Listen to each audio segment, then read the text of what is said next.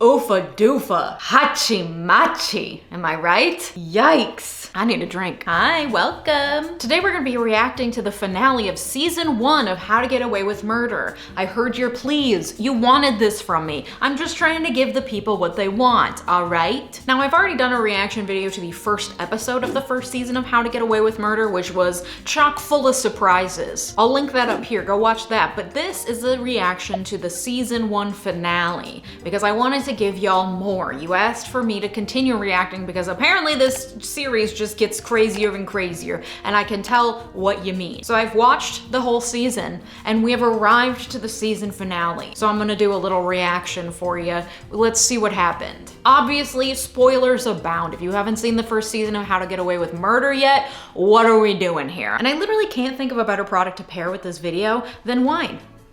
Thank you so much to Bright Cellars for partnering with me on today's video. Bright Cellars is a wine subscription service, my friends, and it is awesome. I genuinely mean it. I am kind of obsessed with this service. Let me tell you about it. So you go online and you take a quiz and they pair you with your selected wines. I, for example, said I only want reds because I'm a red girl all day, every day. So they gave me only reds and took my preferences for the types of reds and flavors that I enjoy, and they sent me a bunch of wines that fit that profile. Not only that, but they pick wines with really great labels. And they taste great.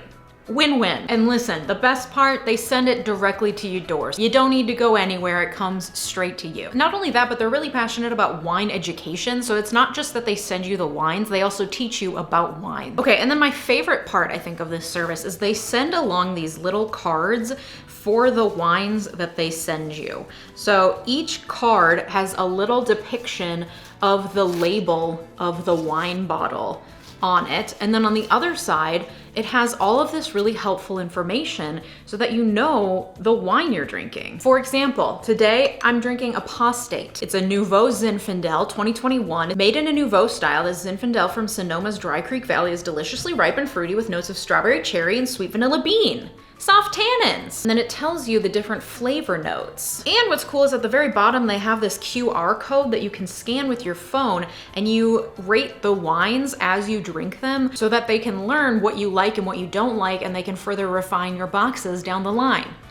How cool is that? They're like little wine playing cards, and then you can keep them so you know this information about the wines in the future if you want to get more. I'm serious, I love this service, you guys. And their packaging has the smallest carbon footprint in the industry. The packaging is completely recyclable and plastic free, and frankly, it's really pretty. Okay, what's super exciting though is that Bright Cellars is giving my followers 50% off your first box of 6 wines. That's 6 wines for $53, including shipping. Click the link in the description down below and you can take their quiz and get matched with your wines today. Thank you so much to Bright Cellars for sponsoring today's video, a perfect pairing to go with the season finale of How to Get Away with Murder. So let's just back up the car. What happened before we got to the season finale? Well, let me tell you. Okay, so these are a bunch of law students. They have a criminal law professor named 𝗦𝗨𝗣𝗥𝗡𝗥𝗧. She's a hard baller. She hires a bunch of them to work for her in her law office. Highly unrealistic. You would not have a bunch of people on their second week of law school working for you in your criminal law office. They would be useless. I covered this already in my first video. However, we find out in episode 1 that 𝗦𝗨𝗣𝗥𝗡𝗥𝗧's husband has been murdered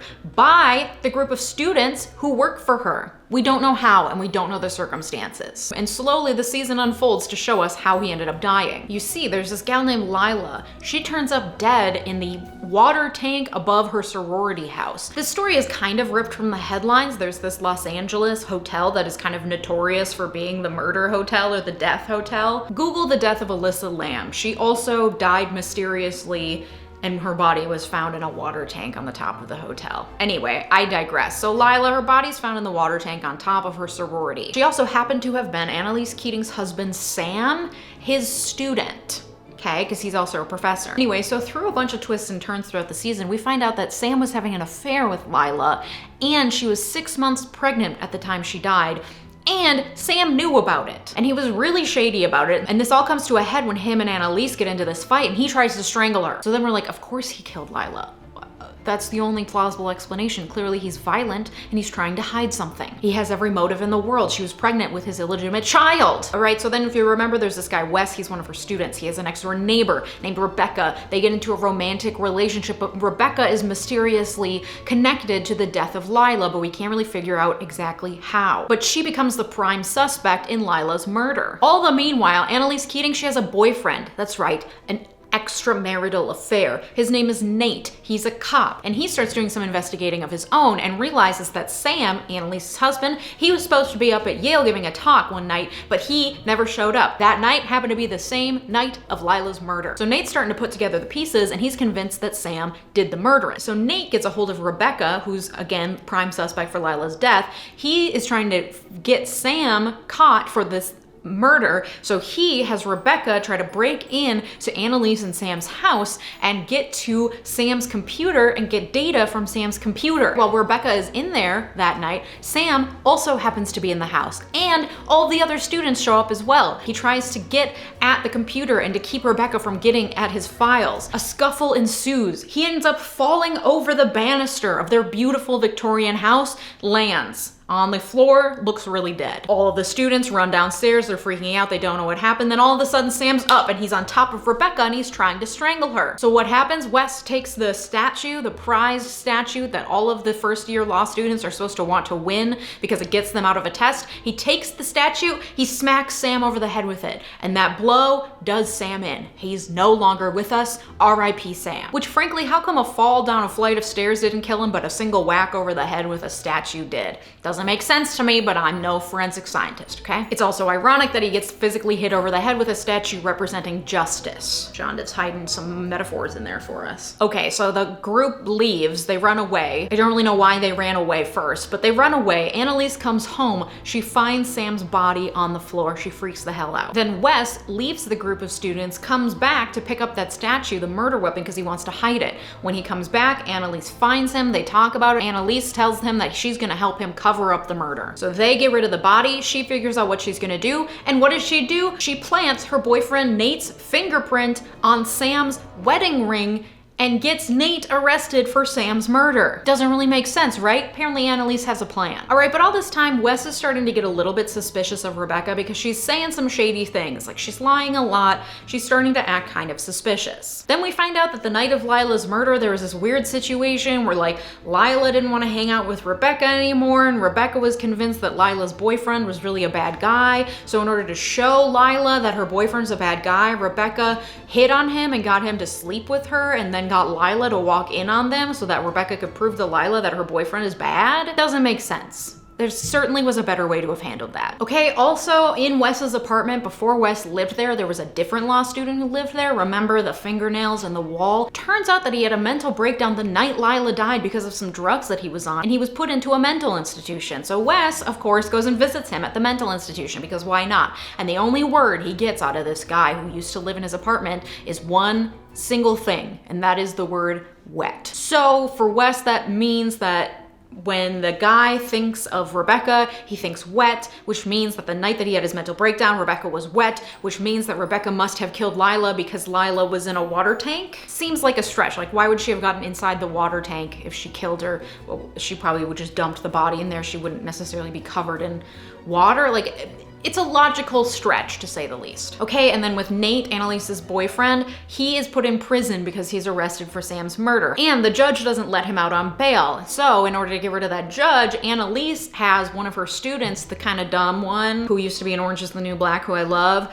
He is the son of a judge, and so Annalise dupes him into going and chatting up this judge that's assigned to Nate's case, and then the prosecutor finds out that she talked to one of Annalise's employees, and so then the prosecutor asks the judge to recuse herself. This made absolutely no sense to me. Judges chat with people all the time. They're a member of the public. They don't have to recuse themselves just because they spoke publicly to someone who happens to be somewhat related to a case they're presiding over. It didn't make any sense. Nevertheless, it worked, and Nate is released on bail. Oh right, okay, so Wes found out that this guy who used to live in his apartment saw Rebecca and she was soaking wet the night of Lila's murder. So all of the students go and they confront Rebecca and they say, you're the reason we got in this mess. We killed Sam, we're murderers, but it's all your fault. And now you might have actually killed Lila. So did you kill Lila? And then Rebecca's like, actually, counterpoint, I know the guard who saw you the night of the murder. Remember a guard like pulled up to Annalise's house to be like, you're blocking the sidewalk? Yeah, Rebecca's like, I know the guy and I can tell him everything and he's a witness. And then with that threat, the students decide, hey, let's tie Rebecca up,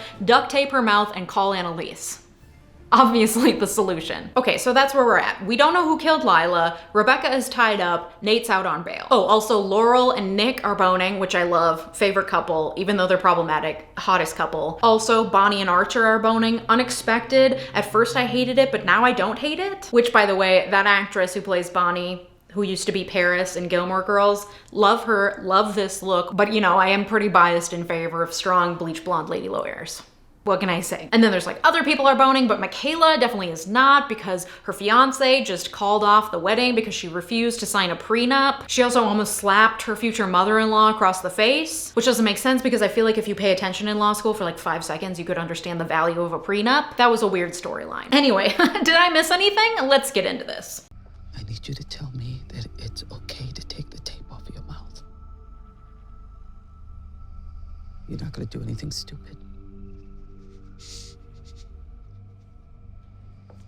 So this is definitely false imprisonment. Like, you can't just tie someone up because you think maybe they did a murder. She can have them all sued and possibly criminally charged as well. It's considered false imprisonment in Pennsylvania, where this show takes place, if a person knowingly restrains another unlawfully so as to interfere substantially with his liberty. Seems to be happening here. So that's the criminal offense, but she could also then sue them privately, civilly, in court.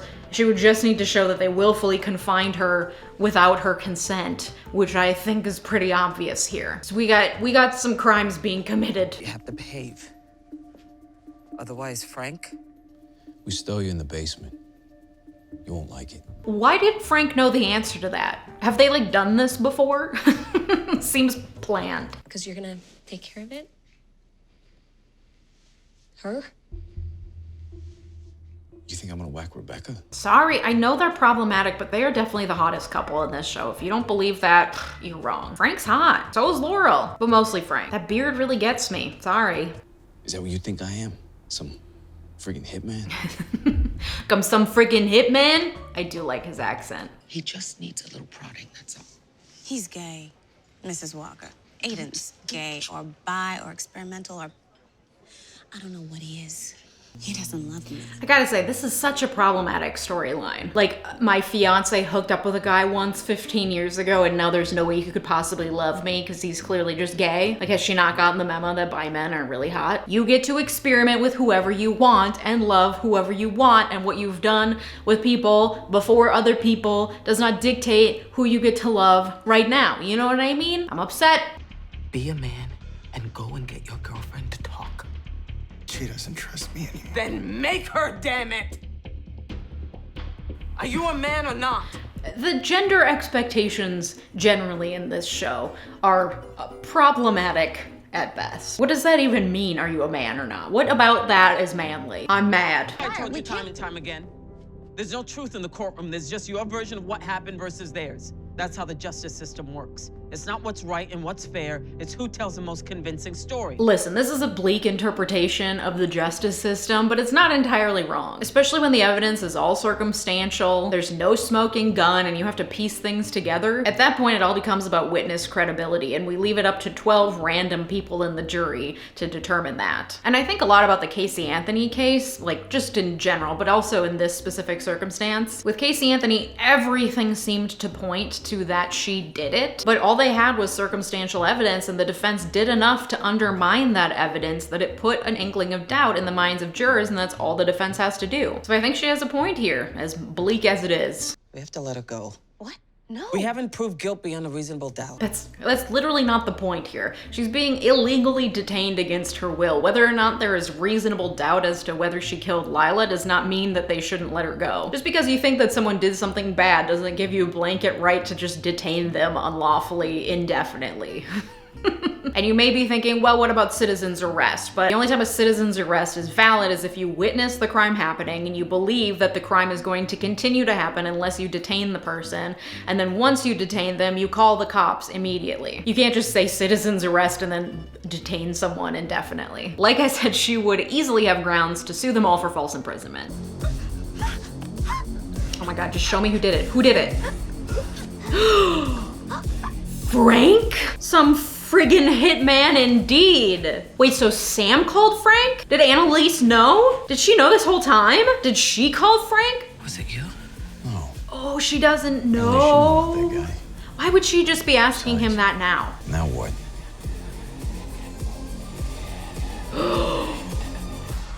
What? Who killed Rebecca? What the fuck? We got another murder on our hands, my friends. Or do you think she killed herself? That doesn't seem right, right? I don't know who to believe. What the heck? Frank did it this whole time? So Frank was Sam's hitman? What's Frank even doing? Who even is Frank? Where does he fit in this puzzle? Oh boy, what a cliffhanger. Well, now I have to watch more. Shit. There you have it, the season finale to season 1. 𝗦𝗪𝗡𝗥𝗡𝗘𝗦, am I right? Yikes, I need a drink. Thanks so much to Bright Cellars for sponsoring this video. Wow, wow, wow, wow, wow. Man, well, I hope you enjoyed that. Comment down below if there's anything else you'd like me to make future videos on. Reminder to check out my new channel, Quit Your Job with Leeja Miller, where we talk all about content creation, side hustles, and financial freedom. Because whether or not you want to quit your job, you deserve to have options. I also offer one-on-one sessions if you want to be a content creator but don't know where to begin. Hit me up. Schedule a session with me at my website in the link down below. Also a reminder that I have a Patreon. Come on over, hang out, see some behind the scenes stuff, get some one-on-one interaction with me. It'll be a fun time. Thanks so much again to Bright Cellars for partnering with me on today's video. Check out the link in the description down below to get 6 bottles of wine for 53 bucks. That's 50% off. What a freaking deal for such a great service. Check out the link below. Thanks so much for watching. Have a good day. Goodbye.